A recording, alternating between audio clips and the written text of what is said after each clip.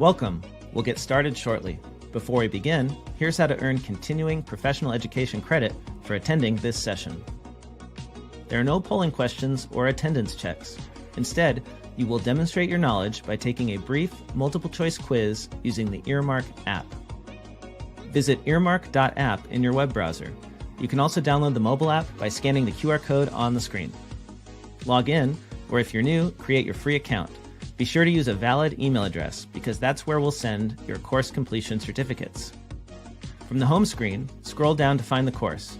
You can also tap the magnifying glass icon to search for the course. Tap on the course artwork, then the Enroll button. On the Course tab, you'll find the recording and quiz questions. Complete the quiz to earn your CPE certificate. It takes us a few days to create the course on the app, so if you are attending this session live, please wait a few days. We'll email you a link to the course when it is ready. If you have questions or need help, email us at support@earmarkcpe.com. And now, on to the event. Hello, everyone. Thank you for joining me today. The topic of our webinar is how to streamline financial reporting. And to do that, we're going to look into the process that is responsible for generating and validating the data on those reports. And that process is the month-end close process. To run a successful organization, you need information about the organization, such as financial reports. And to produce financial reports, you need to validate and verify the information, that financial data. And the month-end close process is how we do that. If we don't close the period and confirm that we have accurate and timely financial data, then your management reports are essentially useless. So today, we're going to talk about how to close the books properly and on time. I want to start by introducing myself just so that you know where I'm coming from, what my experience is. My name is Laura Redmond, and I run an accounting firm called Redmond Accounting, Inc. We are all US-based staff in multiple states. I'm in California. We all work remotely using 100% paperless, web-based accounting tools. We just celebrated our 20th anniversary in business. Our accounting firm does not do tax. We do not do audit. We do what our accounting profession calls CAS, which is Client Accounting Services. And that is the type of accounting service where we act as the accounting department for all of our clients. So we invoice customers for our clients. We invoice their customers for them. Or we help them pay their bills. We process expense reports for them. We run payroll. We do all the bookkeeping and manage the general ledger and do the month-end close, which I'm kind of giggling about because I know that sounds so boring to some people, but for those of us who love accounting and understand how critical it is to the success of an organization, the month-end close is a very important piece, and I love it. In addition to that, the firm also provides technology advisory services, accounting technology advisory services, where for some of our clients, we don't do their accounting for them because they have their own in-house accounting department. But a lot of them come to us because they need our help to do their work. And so they will have us build cloud accounting infrastructures for them and train their staff on how to do things, that different cloud accounting workflow, and act as their accounting technology support team. The next thing to know about me is that our accounting firm is big on process and workflow management, and you'll hear me talking about that today a lot as we go along.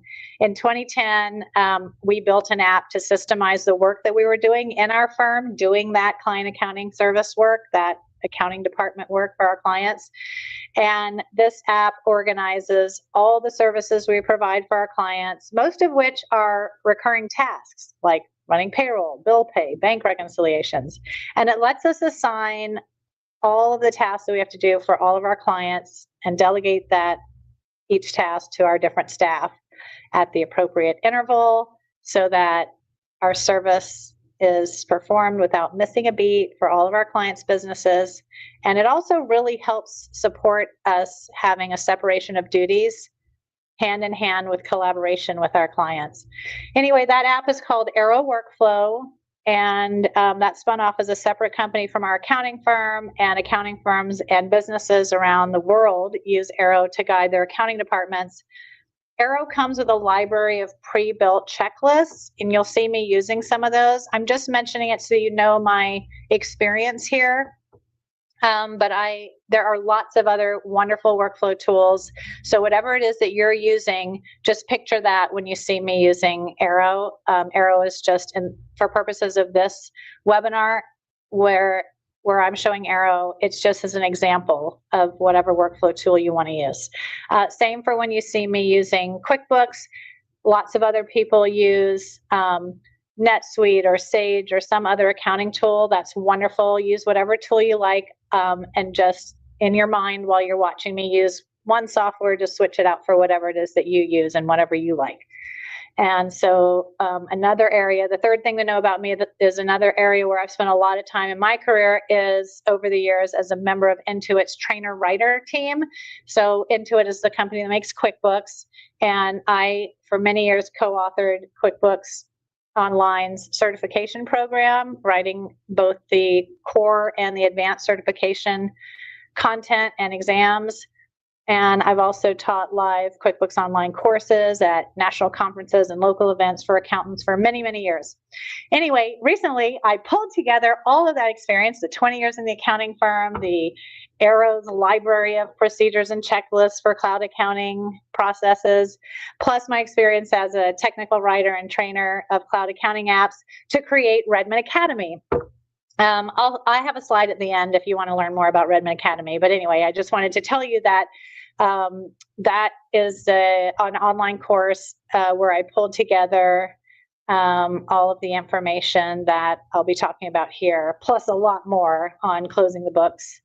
And that is one of my favorite processes in the accounting cycle. And anyway, this course assumes that you already know debits and credits and how to do accounting, and it assumes you know how to navigate QuickBooks Online. It's how to close the books in QuickBooks Online is what the course is about. And they're intermediate and advanced courses there. Okay, so now let's get to the topic at hand, the very important closing process for those of you using QuickBooks Online, because you have to close your books in order to run accurate financial reports. Before we get started, if you have any questions, Sarah is working the Q&A panel, so ask her anything over there. If you are or know the controller or a staff accountant or an accounting firm that's in charge of the accounting for a company, then you probably realize how important it is to optimize the month-end close process. Because otherwise, if each month takes a whole month to close, then you're always closing the books and you don't have time for anything else. So it's really important that those of us who do this kind of work learn how to make it as efficient as possible. And you probably also want to optimize the month-end close process, or period end, if you don't do it every month, period end close process.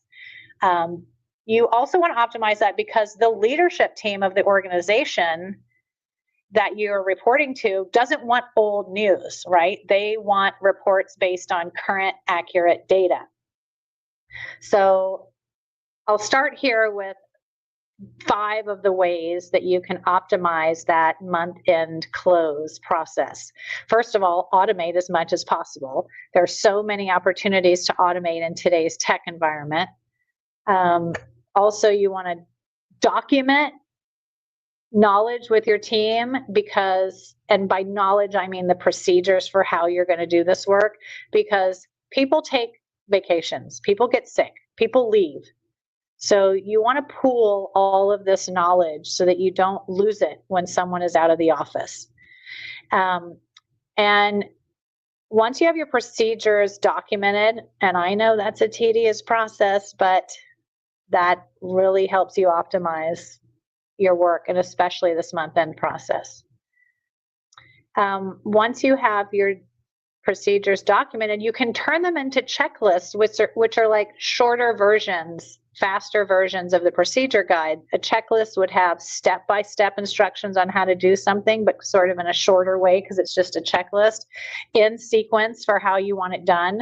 And that really helps you improve consistency. You're doing something the same way every time, and it certainly improves efficiency. Also, you want to delegate tasks to people. Assign tasks to other people so that as a group you can get things done, and that can help you manage the timing on when things are done so that people aren't waiting too much for other people if you schedule it properly. And lastly, I'll say, don't wait around. Get started right away. And what I mean by that is, as soon as the month ends, you can go grab a bank statement off of the online banking and get started reconciling right away. There's a lot to do in the month-end close process. So, don't wait and start at 15 days out because you think you're waiting on other things that take 15 days. There are things you can start off on right away. It's important to have a process, and it's important to have a system to help you organize the process and manage the processes. And you're using all of your processes to perform all the work that you need to do in your accounting department. So it's important to have that system, and it's important to have resources for when you need to troubleshoot, because it's great to just go down your checklist and do things, but I don't want to pretend like we don't live in a world where sometimes you get stuck because something's not as it should be. So sometimes you do have to troubleshoot things. You need to go look something up. You need to have all sorts of resources like contacts for who's in charge of certain things that you need to ask about, or links to things where you can log in and find out information if you need it to keep going. So anyway, as I mentioned, the tool we use for that is Arrow, but we are using that even more than QuickBooks Online, and we're in QuickBooks Online all day. But so I'm going to be using Arrow as we go along. I just wanted to restate that. I want you to picture whatever workflow system that you're using in your mind as we go along here. For us, Arrow streamlines the work that we do in our accounting department, and it delegates our firm's accounting work in the form of interactive checklists with step-by-step instructions for our staff on how to do everything assigned to them. And those interactive checklists are pre-written, repeatable processes for all of the many important and detailed tasks of the accounting department. We don't have to recreate them from scratch every time we go to schedule one for a new client. There are a bunch of them in Arrow's library, and you can use them as is, or you can grab them and edit them however you like. And of course, you can create your own checklist very easily. For purposes of fraud prevention and for purposes of optimizing an accounting department, it is very important to establish clear fiscal policies and procedures. So figure out how you want things done in your organization. Look for ways to solve potential common vulnerabilities and security, and figure out exactly how you will handle the accounting tasks in your organization and put it down in writing. I am starting with all the procedure and process piece on this because it is critical to the month-end close process, that you do things consistently and that you do things timely so that you can streamline this process. When you document your procedures, make sure that they are detailed and crystal clear, no confusion. Include screenshots where you can. And I would also suggest you make a bunch of smaller procedures instead of one huge procedure guide. For example, you could make several different individual procedures that are all related to reconciling a bank account, like how to troubleshoot the beginning balance on a reconciliation, and another procedure on how to troubleshoot the open items on a reconciliation, and another procedure on how to attach a statement in a reconciliation. Whereas if you have one huge procedure called reconcile, that could be too big to read. You know, if someone is just looking for how to attach a statement to the reconciliation in QuickBooks and they have to go pull some huge procedure guide. In the old days, it was pulling a binder off of a shelf. Today, in today's world, it's probably clicking and opening some document online, but still, it's like too much to read when they like just need one quick guide on how to do something, especially when you get to where you have people who, when they go out on vacation, somebody else can step in for them because they just take their checklist and perform it. And if they don't do it all the time and they can easily just click a link to go over to see the procedure on how to do that one step, it's nice to have bite-sized chunks, little procedures on how to do just that step as opposed to a humongous procedure. So it's better to break them up so your staff can digest the little bits as needed. Also, again, I know this is tedious work documenting your procedures and your processes, but first of all, I'll say we're accountants. We like to do that. We preach it. Secondly, I'll say doing all this work helps in an audit.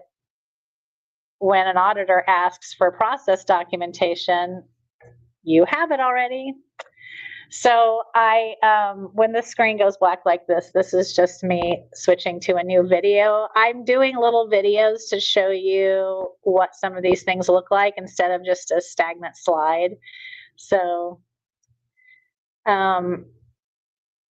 next, once you've done your procedures with screenshots and all the details, then you can create a more streamlined checklists that are based on your procedures. And many of the processes that are performed by accounting departments are transactional. Entering customer invoice transactions, entering vendor bill transactions, entering check transactions, entering credit card expense transactions, running payroll and producing paycheck or direct deposit transactions. And you can use your workflow system for each and all of those things, recording all that data, doing all that accounting work throughout the month and the year. In fact, QBO has a sales dashboard in QuickBooks that tells you lots of information about the organization's customer and what needs to be done next for the customer. Like, do they have billable charges? And QuickBooks will tell you, like, these charges have been done. We're waiting to invoice your customer. Or you can look at the sales dashboard and QuickBooks will be telling you that you've invoiced this customer, but they haven't paid yet. It's overdue. And QBO also has an expense dashboard that tells you how many vendors you still owe money to. And QBO has a payroll center that tells you when payroll is due, and it walks you through a wizard of all the steps for paying your employees. But when it comes to closing the month end, there's no real guidance for the general ledger. Closing the books is different. There's no wizard in QuickBooks to walk you through it. There's no real checklist in QuickBooks to tell you what to do. So how do you know when you're done? You're just supposed to know what to do and how to do it.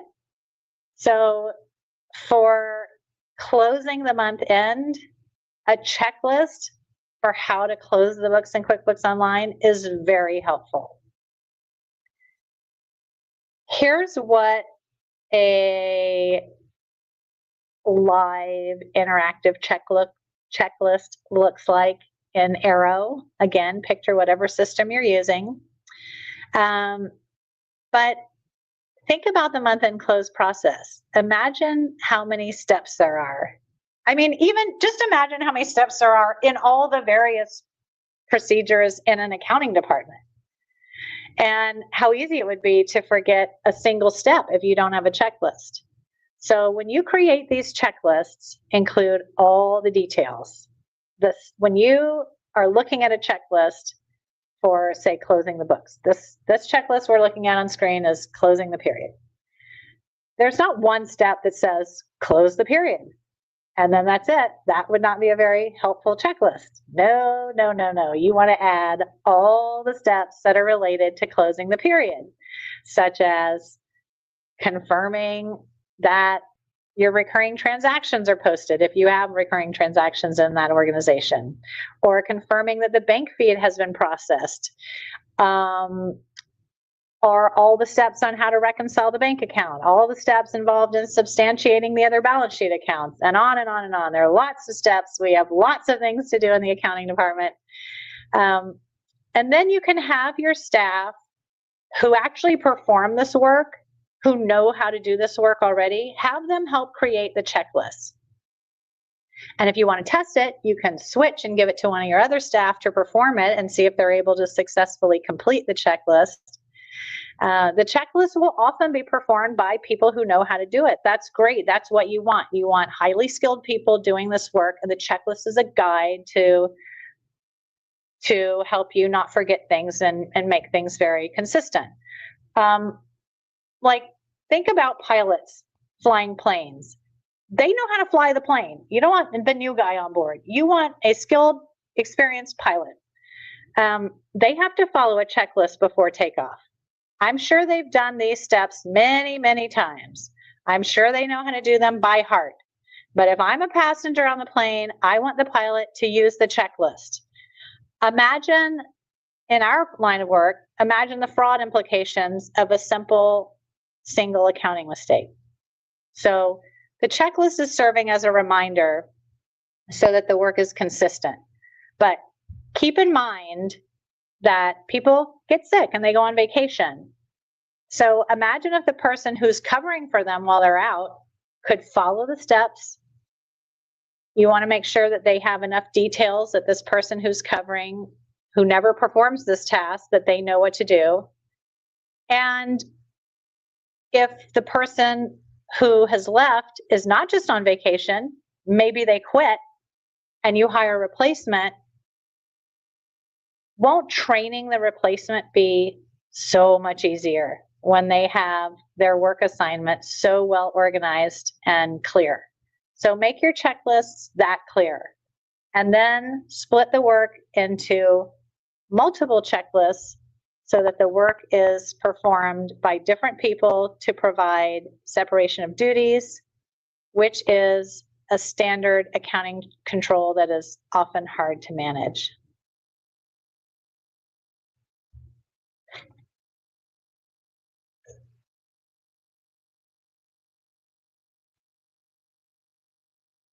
On your checklist, in addition to including every step, list each step in order.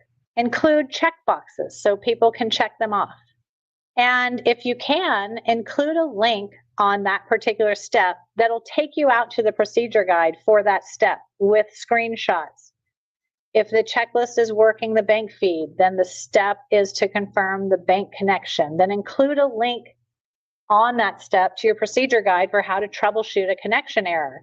Don't send them to an entire procedure guide on how to work the bank feed, because that's too much to read at that moment. Give them what they need when they need it. And these checklists will ensure that your processes are followed as intended. If the person who is doing the work forgets how to do something and needs more information about it, or if you're training a new employee, or if the person who normally does the work is out sick, all the reasons we've just stated. When your processes are spelled out like this on an interactive and scheduled checklist, now you don't have to micromanage your staff. Now you don't have to be a bottleneck where everyone is waiting on you because you're the only one who knows how to do it and it's all in your head. You've spelled it out. It's all here. Now you can delegate it and everybody's off and running. And now you've empowered your staff to perform all of their work in a streamlined manner, very efficient manner. And you're being thoughtful and intentional about it. You've defined the way you want things done in your accounting department or in your accounting firm. And this is basically your secret sauce. You're in business now. And most employees, when surveyed, will say that autonomy is one of the most important factors to them in a job. People don't like to be micromanaged. They like to be given clear instructions and certainly supplying them with the secret sauce or the recipe, if you will, for how your firm or your accounting department does work. If you give that to them, you're empowering them to do their work. You're giving them everything they need to do it. And on top of that, they have the skills and the personality or whatever other reasons that you hired them for. So you're really setting yourself up for success there.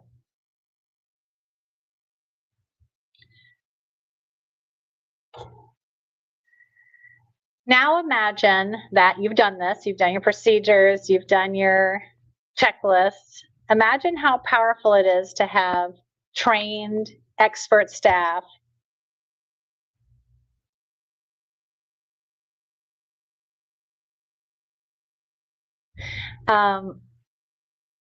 show up to work each day. You hired them, you think they're great. You've given them everything they need to know to do their work. So now they can just get busy doing their work exactly how you wanted it done. In this visual on screen, I'm showing you that in this situation, the staff have logged into their workflow tool and the screen showed them which work was assigned to them. They've clicked into it.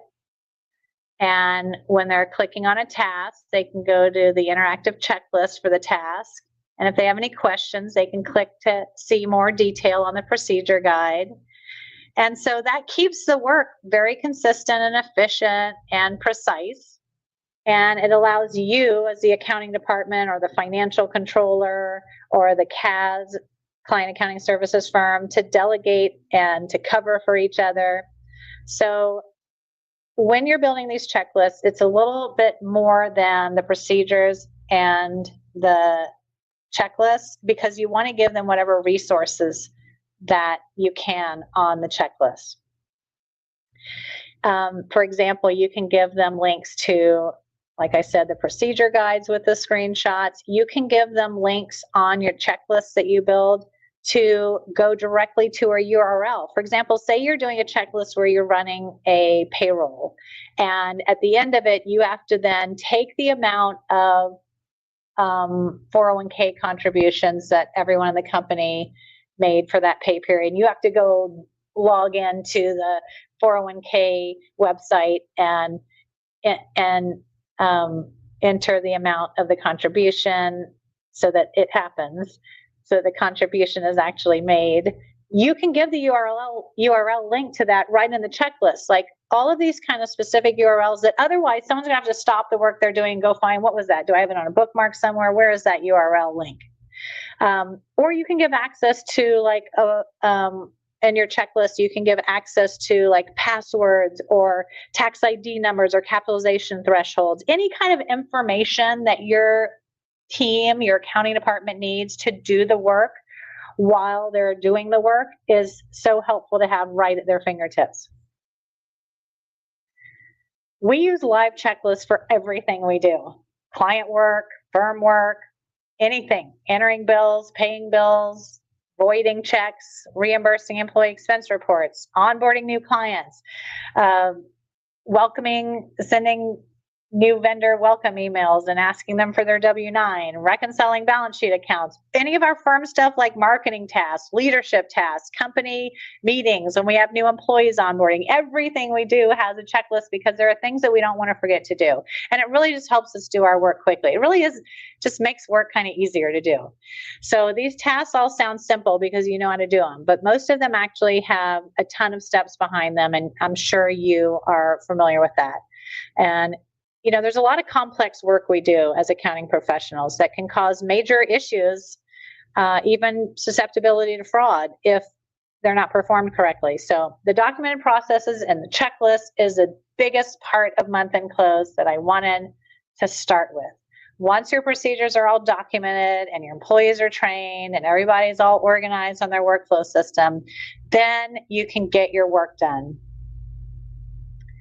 So let's apply everything we just talked about with procedures and processes and how to organize it all of that methodology. Let's apply that to closing the books now. Closing the books means making sure that all of the account balances are correct and that financial activity is recorded properly so that financial reports are accurate and streamlined. I'm laughing because you can just imagine that I love everything to be streamlined. Okay, we start with the balance sheet when we do month-end close because it drives the P&L, right? The asset, liability, equity accounts of the balance sheet are usually the source of the financial activity from which income and expense are recorded. So we substantiate the balance sheet account balances in one of two ways. One way we do it is we reconcile account balances to an external source of truth, like a bank statement that's issued by a financial institution. The other way is we validate account balances with detailed reports of the exact assets or liabilities responsible for the balance that's showing on the balance sheet account. And this helps identify incorrect or missing or duplicate transactions. And based on the account is how you determine whether you should reconcile the account or validate the account in your month-end close process. You're going to reconcile accounts like checking accounts, savings accounts, petty cash accounts, credit card accounts, line of credit, bank loans, mortgages, things like that, where you get a bank statement from a financial institution. And then you'll validate other asset and liability accounts like accounts receivable, inventory, fixed assets, accounts payable, other liabilities, equity accounts. So today, for the rest of this webinar, we're just going to zoom in on one part of the close process. And as an example of closing the books, here's our checklist. And this is the checklist on closing the books, month-end close. And you can see this is sort of starting midway through it. And we've already checked off some of the other steps on this checklist. And the next step says that we need to close the accounts receivable and accounts payable accounts. I want to pause here and just say that as a reminder to everyone, accounts receivable and accounts payable are our two default accrual accounts provided in QuickBooks Online. Reminder that accrual means action first, payment later. It's a very simplified definition of it, but what I mean by that is in the accounts receivable account, you're recording the income because the organization has provided the service or delivered the product to the customer, but the payment hasn't happened yet. So the revenues are accrued, and then once the customer pays, then it's cleared out of the accounts receivable account. But until then, we're keeping track of which customers owe what money in the accounts receivable account. Same thing on the AP side, except the other direction. Again, action first, payment later. But now we're not talking about revenue. Now we're talking about expenses or assets. So when you receive a product, when the organization receives a product or a service from a vendor, it's happened. They send you the bill. You record the asset or the expense, but maybe the payment hasn't happened yet. And so these assets or expenses are accrued because the payment comes later. Remember, accrual means action first, payment later. Once you pay the vendor, then it clears out the AP account. Until then, we're keeping track of which vendors we owe money to in the accounts payable account. So let's close the accounts receivable account together. Remember that accounts receivable is the account used by QuickBooks Online when we create invoices to charge our customers for services or products that they receive, but that they haven't paid for yet. On this step on the checklist, there's a note reminding the user what actions to take. And it tells you to run the open invoices report and confirm that your customer invoices are correct on that report. And there's also a link to a procedure guide showing you how to do this. So we don't need to use, in this case, this is an example, this one I picked to do together with you today on this webinar. I picked an account that wasn't as, I'll say, as obvious as reconciling a bank account. I think a lot of people, probably outside of the accounting profession, feel that month-end close is reconcile your bank account and you're done. The rest of us know that we need to substantiate everything on the balance sheet and P&L to make sure that those reports are correct. So I'm picking one a little less obvious than a reconciliation. I'm picking accounts receivable. This is one where you don't use QuickBooks Online's reconcile tool to validate the AR or the AP accounts, because the payment screens already do this work for you. A similar thing that the reconciliation tool does for us. The payment screens in QuickBooks Online apply payments to invoices or bills, and they update a field called the payment status. So you don't need to use a reconciliation tool, which is how you change a reconciliation status. We can keep track of which customers and vendor balances are open or closed by using their payment status. So when you record a customer payment, you're checking the box on the screen to apply the payment to the proper invoice. So then at the end of the period, your supporting documentation for that accounts receivable balance on your balance sheet is this QuickBooks Online's open invoices report. And this detail report substantiates the AR balance on the balance sheet. And this report shows only the open activity that is responsible for the accounts receivable balance on the balance sheet. So you want to run these reports as of the ending date of the period you're closing. So if you're closing March, the closing period, the date on your report here should be March 31st. And then you want to change the aging method from current date to report date. It usually defaults to current date. You don't want to use current date because that's just going to show you all of the invoices that are dated before March 31st, but that are still currently due. And that won't include that could take off an invoice that was paid after March because it's no longer currently due. So if it's mid-April and you're closing March and a customer paid it off, then the balance today is 0. So what you want to do is pick the reporting date, not the current date. And if you change the aging method to report date, now you're going to be looking at what was due as if you took a time machine back to March 31st, before the payment was made in April. So since we're closing March 31st in this example, and we're substantiating the balances on the balance sheet as of March 31st, we want to see what made up that balance of what was due on March 31st if we took a time machine back to March 31st, where we didn't even know if there was a payment coming up in April because we can't see that far. We're just going back to March 31st. So this report will show you, this is how you run the report. Put in your ending period date and set it to report date. And now this report will show you all the invoices that are dated March 31st or earlier and that had open balances due on March 31st. Once we have that proper configuration of the report, you can run the report, and then we're going to go find the open balance column, and we're going to follow it all the way down to the bottom of the report, and the total of the open balance column on this report should exactly match the balance sheet balance for this AR account as of this date. And so this report is your supporting documentation that substantiates the balance on the balance sheet. Once you've got this report correct, that does not mean you're done yet. That was actually the easy part. There's usually more work to be done. The next work is very important, and this is the work that people don't do regularly, and it causes problems down the road.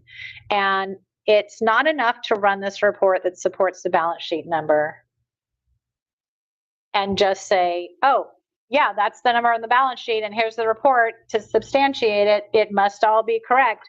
No, you have to look at what the data is. You actually have to think about, are these invoices actually due? Are there any mistakes in here? Read this report.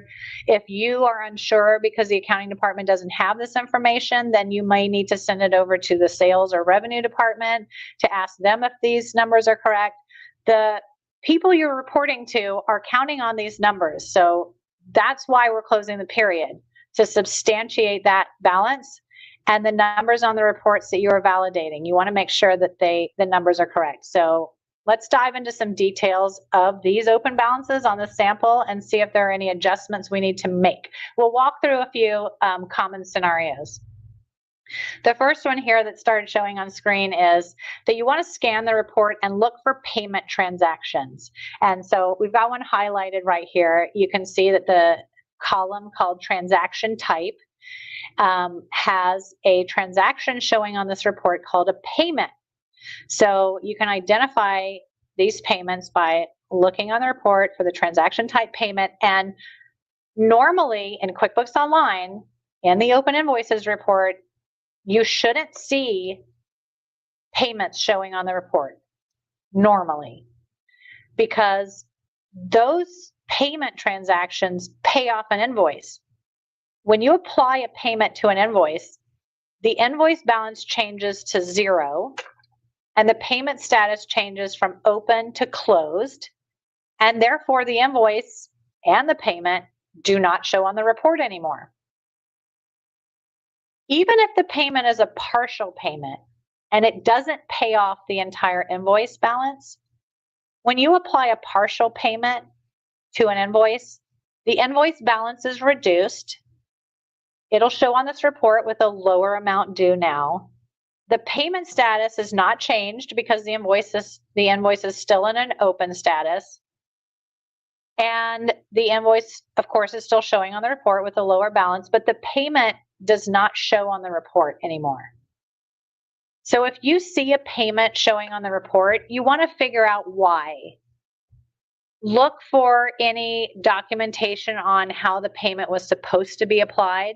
Maybe the payment simply needs to be applied to an invoice. If a customer sent a paper check and the scanned copy of their check is attached to the payment screen, then you can view the image and see if the paper check has remittance advice listing the invoice numbers that customer meant to pay when they sent their check to you. If the customer sent an EFT payment, then you can investigate whether an email remittance was sent to your company listing the invoice numbers that the customer intended to pay by their EFT payment. If there's no information on how to apply the payment, some companies will have a procedure that says that they apply unapplied payments to the oldest open invoice. Or other companies will leave the payment unapplied and contact the customer for advice, or go to the sales team and ask them if they know how to apply the payment. When you find out how to apply the payment, you want to open this payment transaction, which is what we're looking at here, and check the box to apply the payment to the appropriate invoice. Some companies receive a prepayment before they ever even send out an invoice. So if that's the case, your company policy may be to allow payment transactions for prepayments. And in that case, maybe you will have a payment on your open invoices report. This is the standard accounting workflow in QuickBooks Online for how to handle accounts receivable. So if you see an open balance on an invoice on the report, but you know the invoice was paid, it could be that someone recorded the funds received from the customer as a deposit transaction instead of a payment transaction. If you don't follow that workflow that I just showed on screen, it can lead to errors that show up oftentimes on your accounts receivable open invoices report. And so the deposit screen in QuickBooks doesn't have a field where you can check the box and select the invoice that you want to apply the payment to. That's what the payment screen is for. So if someone entered the payment directly on the deposit screen without recording the payment first, then it's probably not applied to the invoice. So the invoice will still show as due, and that is wrong. That is incorrect. And now you've got incorrect information showing on your reports. So in addition to that mistake, if you don't follow that accounts receivable, QuickBooks Online accounts receivable workflow, there's also a good chance that there's another mistake. Chances are that the customer's payment on the deposit screen is coded to revenue, and that's wrong too, right? Because now you're overstating revenue on the P&L, because the original invoice transaction also would have recorded the revenue, and then you're recording it a second time by the deposit. So this is a very common error made when people do not understand the proper workflow in QuickBooks Online. There should be 3 separate transactions when invoices are involved: an invoice, a payment, and then a deposit. The deposit takes the payment and moves it out of the undeposited funds account to the checking account or to the bank account. The deposit is also very useful for grouping together multiple payments that all were sent together to the bank at one time. And so to fix this, you can create a payment transaction and pass it through the undeposited funds account. That will correct the account's receivable balance and the overstated revenue. Okay, so back to our report. Another thing you want to look for is a customer with a 0 balance. You shouldn't see a customer with a 0 balance on that report, because a 0 balance means that the customer does not owe any money and that all of the customer's invoices have been paid and that those invoices are in a closed status. And so therefore they wouldn't be showing on the report. Here we are on screen here with you. Back to our report. So if a customer has a 0 balance that shows up, it probably means that the offsetting transactions are not applied to each other correctly. And so that problem could be that a payment was received before the invoice was created, like a prepayment. And after the invoice was created, no one went back to the payment to apply it to the invoice. And you can correct that on the payment screen. Or maybe the problem is that the funds were received from the customer and recorded as a bank deposit, or maybe a journal entry was made to record the AR and use the customer's name, but they didn't do it through the proper channels of the workflow I showed you. Or maybe there's been a credit memo, which we just saw on screen. Maybe a credit memo was issued against an invoice and not applied to the invoice. So to fix any of these, you want to record a $0 payment and apply things against each other. So if you had on your open invoices report a customer and their transactions and it zeroes out, they shouldn't be on the report. So if it's a journal entry or credit memos, you can use the receive payment and you can just apply things like we see on screen. You take the invoice, check it off, take the credit memo, check it off. You're applying it against each other. And then you can make sure that the total payment amount in the header is 0. You're only using the screen to apply existing debits and credits against each other. It's a $0 transaction. So it's not going to debit or credit the GL. Then you click the save button and apply the 2 entries against one another. And that zeroes out the open balance. So there are a lot of other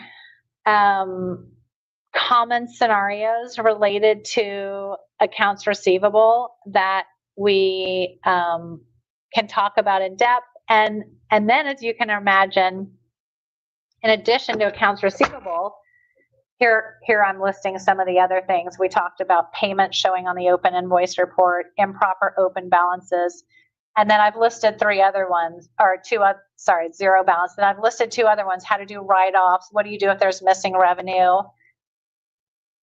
In addition to these, this is just the accounts receivable. There are all the other accounts on the balance sheet, and we have a lot of standard steps for things that you should look for that are common errors. And of course, on your workflow, when you close the books for a particular organization, you're going to have specified which steps you want to do for that organization. You may be doing work for an organization, closing their month end, and they may have inventory. So that's going to be a series of steps you do to substantiate the inventory account, and you'll use the inventory valuation report to substantiate it, and then you'll dive into the inventory valuation report to make sure that it doesn't have 0 balances or odd things happening to it. We have a whole set of things we look for that are related to inventory. And there's accounts payable, and there's deferrals. We were talking about accruals here with accounts receivable and accounts payable, but they're all kind of deferred accounts and lots of steps behind that. So my point here is not to overwhelm you. My point here is to say that this is important work that needs to be done, and you need a streamlined, efficient method to optimize how you do it each month so that you do it. And I mean, just think of all the stuff that we talked about today about accounts receivable there, that is just one account on the balance sheet. There are a lot more accounts in the general ledger that need to be substantiated or reviewed every month. So we have a course about that. I told you I'd show you this slide at the end here. If you or someone you know would benefit from learning how to close the books in QuickBooks Online, we cover all of this. We finish going through all that accounts receivable. We go into accounts payable. We go into all deep advanced reconciliations of your bank accounts and credit card accounts, all that sort of stuff. We have a full course. It's about 8 hours long. And we also have mini courses. If you don't want to do the whole 8-hour course, we have some mini courses. All of the courses are CPE eligible, thanks to Earmark. They all include the workflow management tool that I was showing you today, if you don't have one of your own. We also have an affiliate program if you want to make commission by passing these courses over to your clients to take so that they learn how to close the books properly. Here's a link on screen, and I think we're going to drop one in the chat in this webinar so that you can learn more about it. There's also a discount here. Whether you're listening to this live webinar or the recording, you can use that discount code to save on the courses. There's no expiration date on that. So thank you for attending. I want to just summarize today what I really want to get across, that there are standard ways to optimize the month-end process. I don't want you to be overwhelmed by it if you are feeling overwhelmed. If you're not feeling overwhelmed because you've done this forever, then I think you'll agree that there are standard processes for how to do this. It is totally doable. And I just want you to picture in your head your organization or any of your clients' organizations that you do the month-end close for, and think about how prepared you are when you use a checklist. And when you don't wait to get started, when you start right away, when you assign tasks to people to help get this work done, when you reconcile and validate all the balance sheet accounts and you don't just reconcile one checking account, when you organize your checklist and all the steps within them so that they're in the proper order, so that the things that need to be done first get done. And also when you hard close the books, you lock the books and you notify everybody that it's done. That does two things. That stops people from making changes to things that you've already validated and reviewed.